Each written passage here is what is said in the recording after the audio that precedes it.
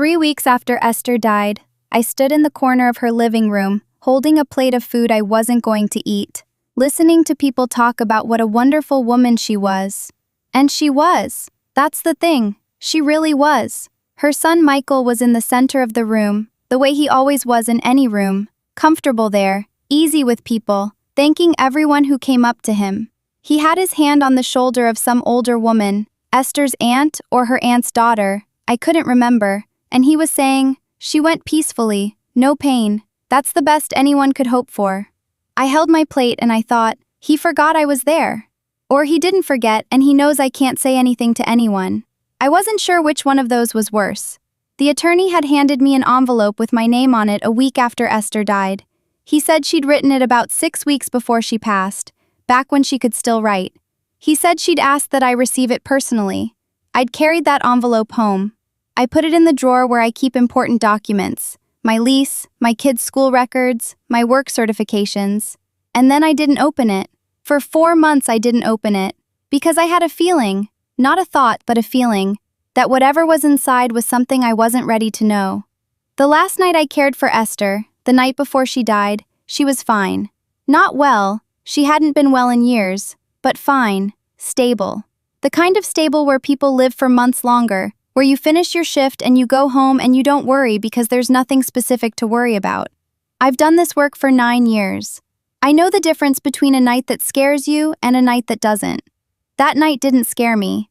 I went home at 7 in the morning and I made breakfast for my kids and I didn't think about her again until my phone rang at 11. Let me explain why I'm still thinking about this 4 months later. Let me explain why I couldn't just walk past it. I've been doing home care since I was 32. Before that I worked retail. Before that I was trying to finish a degree I never finished. Before that I was doing a lot of things that didn't add up to much. This work, I didn't fall into it. I chose it. Every time someone asks if I'm looking for something else, something better, I think, this is the something else. This is the better. You spend 12 hours with someone in the room where they sleep, 3 times a week, for months, and you know them in a way that most people in their lives don't. You know what frightens them at night. You know what makes them laugh. You know which photographs they look at and which ones they avoid. Esther Calloway was 79, heart failure, the stable, managed kind, not the kind the doctors were immediately worried about. She'd had it for 6 years and she was doing what you do, medications, monitoring, rest, careful about exertion. Her cardiologist had seen her 3 weeks before she died, and the notes from that appointment, which I saw because I was there, said, stable, continuing current protocol. She had a house in a quiet part of the neighborhood, the kind of street that's so quiet it almost sounds like something, just wind and one dog somewhere a few houses down. The house itself was her husband's originally. He'd died 17 years before. She kept it the same mostly. She said once that she wasn't keeping it the same for his memory. She was keeping it the same because she liked it. And people acted like those were different things.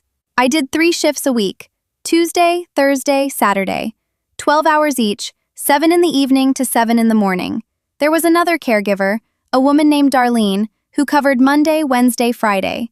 We overlapped sometimes by 10 minutes at shift change, and we'd exchange notes and that was it. We weren't friends, but we were colleagues, in the specific way that caregivers are. Shared understanding, no real conversation needed. Esther's room was at the end of the hallway, past the bathroom and past the small room she used for what she called her correspondence. Even though by the time I knew her, she wasn't really corresponding with anyone. Her bedroom had a window that faced the side yard, and at night, when it was quiet, you could hear that dog a few houses down. And sometimes she'd hear it and smile without saying anything. The photographs on her dresser were arranged in a specific order she'd established and explained to me in my first week. She didn't have strong vision and her system was about position, not about reading anything. Left to right, her wedding, her children as kids, her children grown, her grandchildren youngest to oldest. She'd shown me slowly, touching each frame as she went. If they get moved, she said, I lose my bearings. Her medications were on the nightstand. I learned them in the first 2 weeks. Not because I administered them, that's not my job, but because I was there and I paid attention. And 9 years of this work teaches you to know what belongs where. There were 6 prescription bottles, and they had a system too, her system, the same logic as the photographs. She'd explained it the same way. Position is memory. If the position changes, the memory fails. That was Esther. She'd built her environment into a set of systems that worked around what she'd lost, and they worked well. And my job partly was to maintain them when she couldn't. The first time I noticed something off was about a week after she died. I wasn't expecting to notice anything. I was just doing paperwork. The agency sends you a closeout summary when a client passes, and attached to mine was a PDF of my care notes from the final 3 shifts. Standard thing. They keep records, you keep records, everyone keeps records. I read through them the way you read things you already know. Skimming, mostly. Confirming. And then I hit my notes from the last shift. The last night I was there. And there was a line in those notes that said, "Patient reported increased discomfort. Activity level reduced." I read it twice. I didn't write that. I want to be careful here because I know how memory works and I know what I've done to mine by thinking about this. But I remember that night specifically and clearly, and what I remember is that Esther was quiet and calm. We watched television. She liked one particular nature documentary series, and we'd been going through it, and that night we watched an episode about bird migration, and she fell asleep in her chair around 8, and I moved her to bed, and she didn't wake up. She didn't report anything to me. She wasn't in discomfort.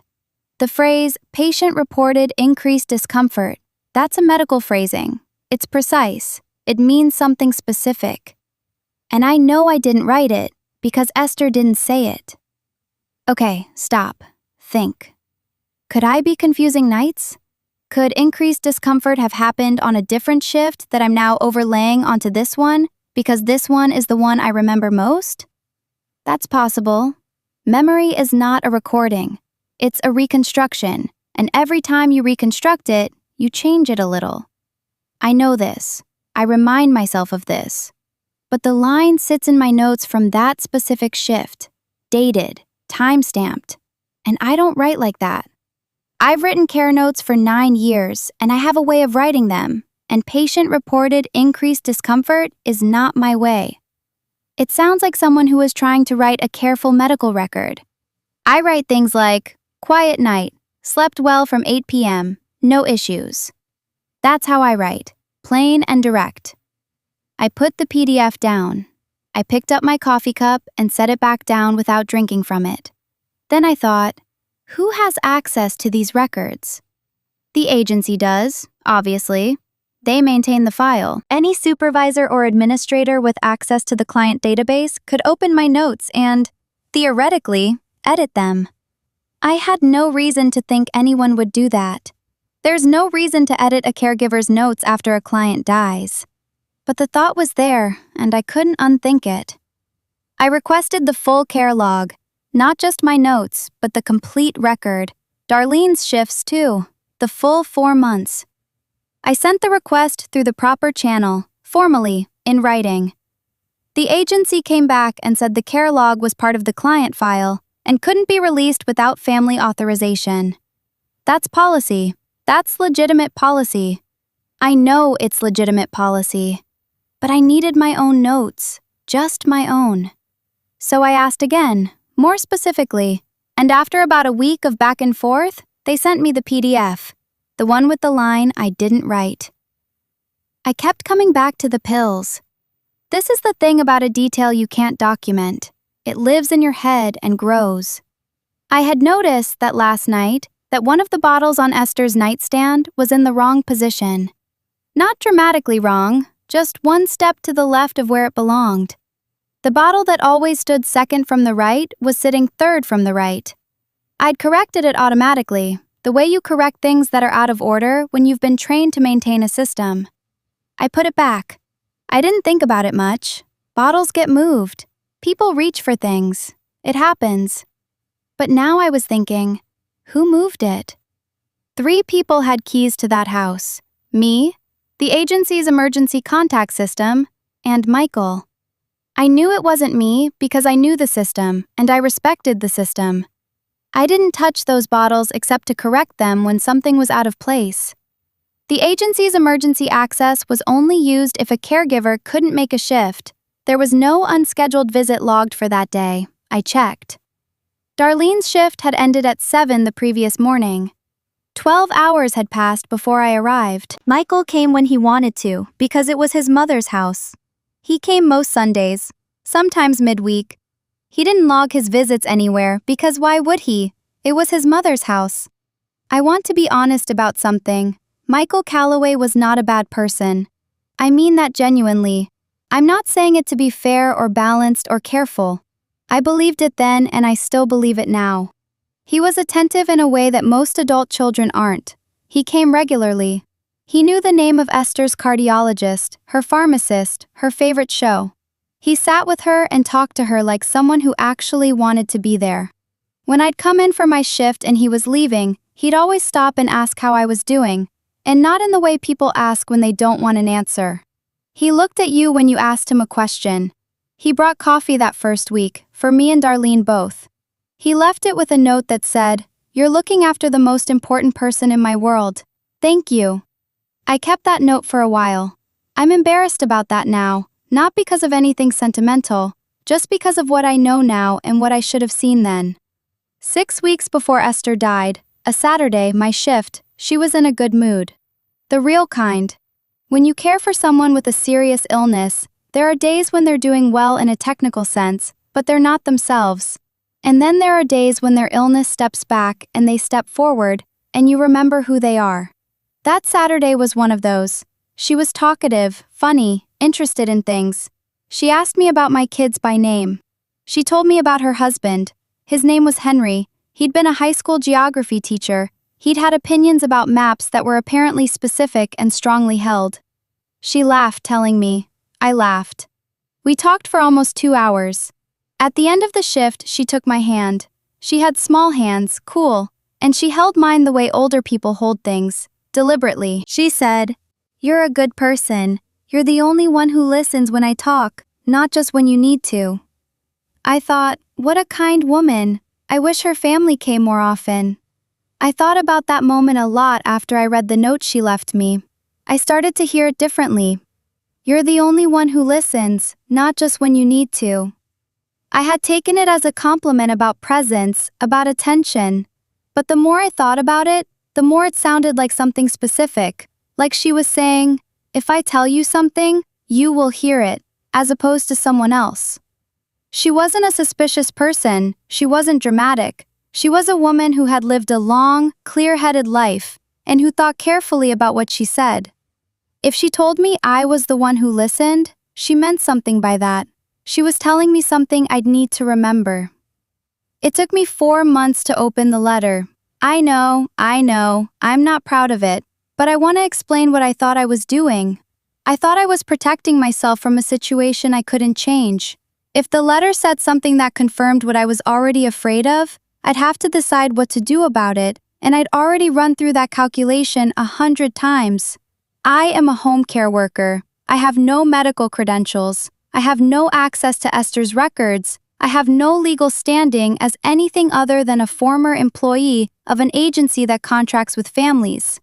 If I raised a concern, the agency would hear that one of their caregivers was making accusations against a client's family. I know how that ends. I've watched it end that way for other people in this work. You get a reputation for being difficult. The assignments dry up.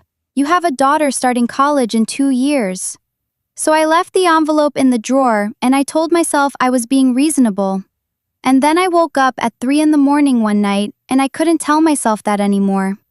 The apartment was quiet. My kids were asleep. The street outside was that particular 3 in the morning empty that has its own sound, which is almost no sound, which is the sound of nothing happening anywhere. I got up and I went to the kitchen and I stood there for a while and then I went to the drawer. The envelope was exactly where I'd put it. My name in Esther's handwriting, which was still good at that point, still her. The capital letters a little architectural, the way older people sometimes write. I opened it. 3 things inside. The first was the photograph. The wedding photograph she'd shown me that Saturday. Black and white, Esther young, in a dress I was pretty sure she'd made herself based on something she'd said once. Henry next to her, not looking at the camera, looking at her. On the back, in her handwriting, so someone remembers what he looked like. Not Michael, Me. The second thing was a small piece of paper, folded once. On it, 3 items, written like a list, minimum words. I'm not going to read them out exactly. They're in the materials I eventually gave to other people, and they're not entirely mine to share. But they were questions. Careful, specific questions about her medical care in the last weeks. Questions she thought someone should ask. The third thing was a single line. Not a question. A statement. Michael knows about the account. I didn't want him to. That's all. No explanation of which account, no instruction. Just that line, and her name, and the envelope with my name on it. I sat at the kitchen table with those 3 things in front of me, and I thought, she sent this to me. She wrote it 6 weeks before she died, when she could still write clearly, and she arranged for an attorney to deliver it to me after. She didn't send it to her daughter, who lived 2 states away and who'd called twice in the 4 months I worked there. She didn't send it to her attorney. She sent it to the woman who listened when she talked, because she thought I'd do something with it. And I thought, what am I supposed to do with this? The wedding photograph was still in my hands. Henry looking at Esther. Esther looking not quite at the camera, her eyes a little to the side, like she was watching something just past it. I had held this photograph before, in that bedroom, while she told me about him. The way she described him teaching was the way people describe someone they spent decades figuring out and never got bored of. She said he'd correct people's pronunciations of city names in other countries, and it used to embarrass her at dinner parties, but after he died, she'd give anything to hear him do it again. She gave me that photograph. I don't know how long I sat there. It got lighter outside eventually. The sounds of the street came back. At some point, I realized I needed to think about this in a different way than I had been, not as something I was deciding whether to act on, because the decision had already been made when she wrote her name on that envelope. She'd already decided. She'd decided that I was the person. She'd decided it when she could still think clearly and write clearly, 6 weeks before she died. The question was just what acting on it looked like when you're a home care worker with no legal standing and no medical credentials, and a daughter starting college in 2 years. Here's what I knew. I knew the line in my notes wasn't mine. I knew the bottle had been moved. I knew that a doctor's response to a general question about heart failure had included the words incorrect medication dosage as a potential trigger for rapid decline. I knew that 3 people had keys to that house, and I knew which 2 of those 3 it wasn't. What I didn't know was whether any of this meant what I was afraid it meant. I want to say that clearly because I have to be clear about it. I did not and do not know. I have a collection of things that, if you put them together in a certain arrangement, suggest something terrible. I also have a collection of alternative explanations that are individually plausible. A bottle that got nudged. A note written by someone at the agency who was trying to cover a gap in the record, or who was summarizing something Darlene had told them verbally. A general medical question with a general medical answer that I applied to a specific situation because I was scared and looking for confirmation. But there was also Esther's letter, and that wasn't ambiguous. She wrote it, and she sent it to me, and whatever she knew or suspected, she wanted someone to know it too. The cardiologist's appointment notes from 3 weeks before she died. Stable. The death certificate. Heart failure. Nothing there that looks unusual to a person without medical training. Nothing that flags itself. That's the thing about this. If you know what you're doing, if you're patient and careful, and you're the only person who comes and goes freely, and you understand the medications, it doesn't have to look like anything. It looks like an old woman dying of the disease she already had. Because she was old, and she had the disease, and eventually she was going to die of it. The question is when. I sat with that for a while, and I tried to stay with the weight of it instead of moving past it to what came next. Because I think I'd been doing that, moving to what's next, what do I do, how do I handle this, as a way of not actually sitting with what I was thinking. What I was thinking was that Esther Calloway might have died when she did because someone with access to her home and her medications decided it was time. And I had been there the night before, and I had noticed one thing, one small wrong thing, and I had corrected it automatically and gone home and made breakfast for my kids. If I had known, if I had counted the pills, if I had called her doctor that morning before I left. There are a lot of those sentences, and I know the problem with them, which is that you cannot act on information you don't have. You can only act on what you see. And what I saw was a quiet night and a sleeping woman and one bottle out of place. But you don't get to be done with those sentences just because they're logically unfair. They come back at 3 in the morning. They come back whether you want them to or not. The agency had a staff counselor. Not full-time, she came in twice a month. She was there for exactly this kind of thing. Difficult cases, clients who'd passed, caregivers who were struggling. Her name was Pamela, and I'd spoken to her once before, about a different client, years ago. She had a way of listening that reminded me of something, and it took me a few sessions to figure out what it was. She listened the way Esther said I listened, not just when she needed to. I made an appointment and I told her everything, not as a complaint, not as an accusation against the agency or anyone else. I told her the way I'm telling you now, as something I was carrying and didn't know where to put. She listened without interrupting, which is harder than it sounds. When I finished, she said, "Have you thought about speaking with an attorney who handles elder care cases?" I said I didn't think I had enough to make that worth anyone's time. She said, "Let someone who does this work decide that." She gave me a name. I called the next day.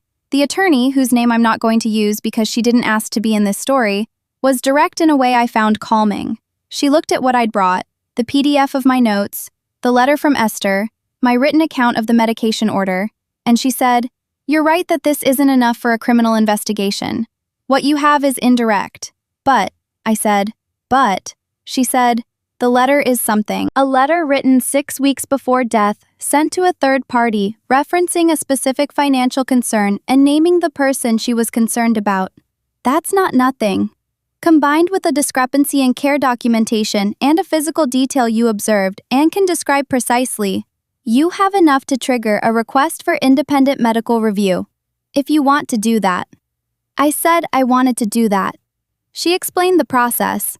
There's a regulatory body that handles complaints about the quality and circumstances of care for elderly patients in home settings. I could file a report. That report, combined with Esther's letter as supporting documentation, would prompt a review. The review might find nothing. It probably would find nothing, she said, because these reviews are limited in scope and the documentation may simply not exist in a form that supports any conclusion. But the report would be on record. The letter would be on record. If anything else surfaced, from any other source, the record would be there. I said, "What does this do to my situation with the agency?" She looked at me for a moment. She said, "I want to be honest with you. It's possible it does nothing. It's possible they never find out.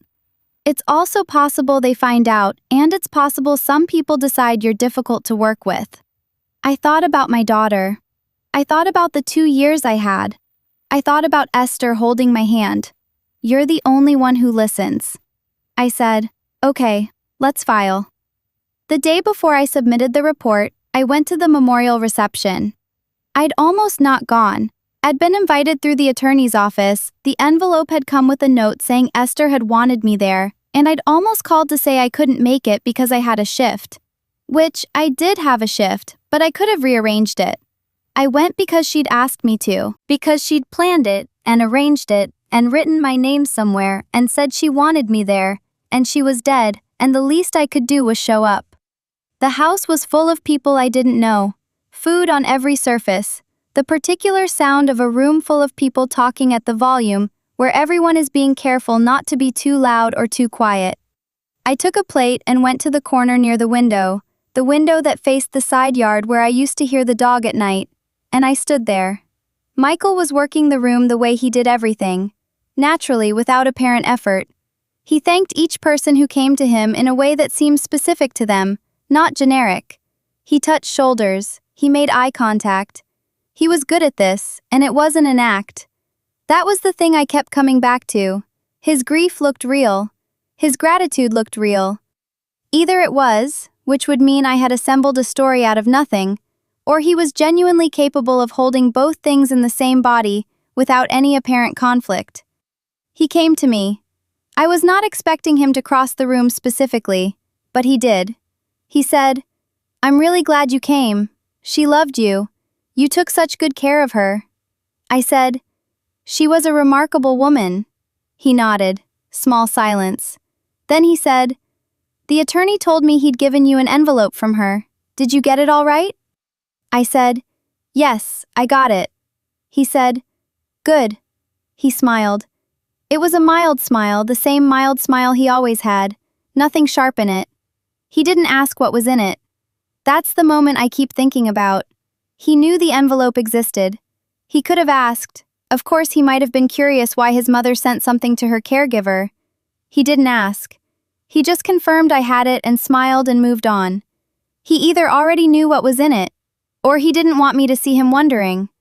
I didn't know which. I still don't. I filed the report 2 days later. I submitted everything. The annotated PDF with the line I hadn't written, marked and explained, my written account of the medication order and what I'd observed and corrected, a description of the 3 items from the envelope, and the letter itself, or a certified copy of it, because the attorney said it needed to stay in the official record. I explained that I was not a medical professional and that I was describing only what I had personally observed. I explained that I could not verify whether my concerns had medical significance. I explained that I was filing because a woman had left me a letter asking me to pay attention, and I thought paying attention meant this. The regulatory body acknowledged receipt. They said the review process takes between 6 weeks and 6 months. They said I would be contacted if my testimony was required. That was 7 weeks ago. I haven't heard anything. My next shift after I filed the report was a new client. A woman named Gloria, 84, diabetic, recently moved in with her son and daughter-in-law after a fall. First night. She was nervous the way people are on the first night with a new caregiver. Polite but watchful. Not sure yet if she was going to like me. I introduced myself.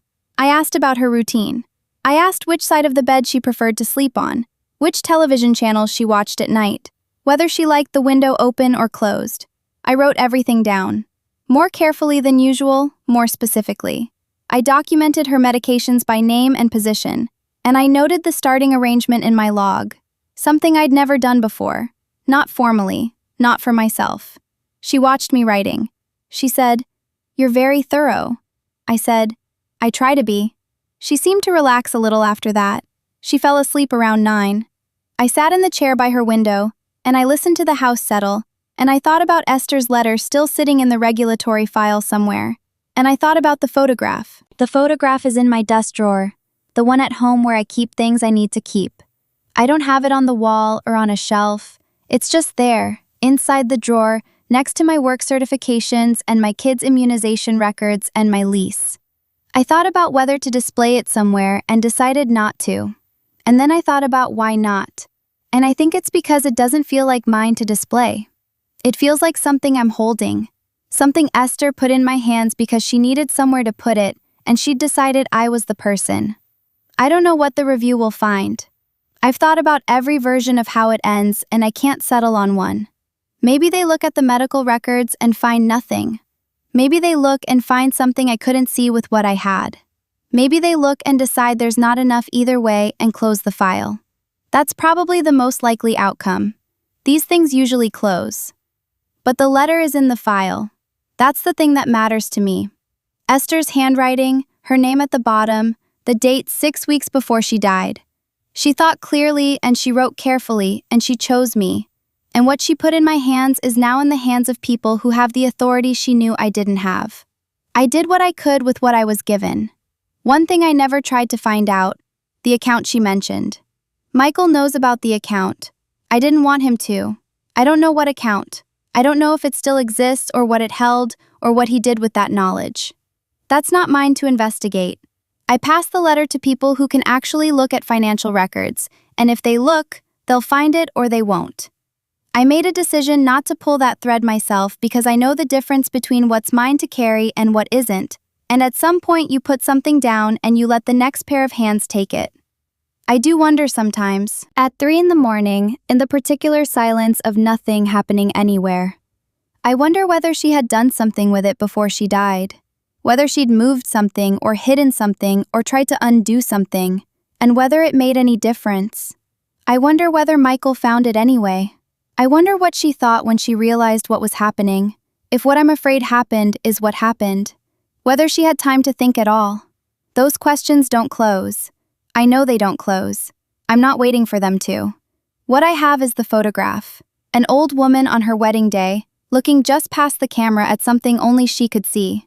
A man looking at her, not at the camera, because the camera wasn't what interested him. She gave it to me so someone would remember what he looked like. All right, I'll remember.